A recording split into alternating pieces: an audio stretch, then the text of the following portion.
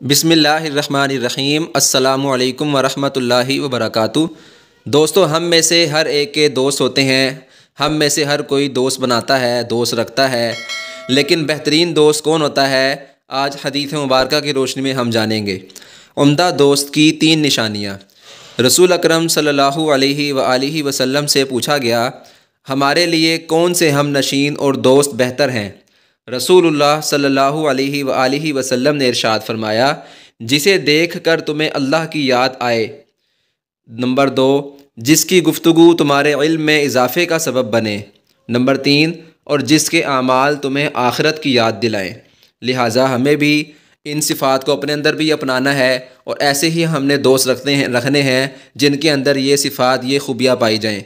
अल्लाह ताला हमें अमल करने की और इन सिफ़ात को अपनाने की और इन सिफ़ात वाले दोस्तों को रखने की तौफ़ीक़ नसीब फ़रमाए। जज़ाकल्लाहु खैरा।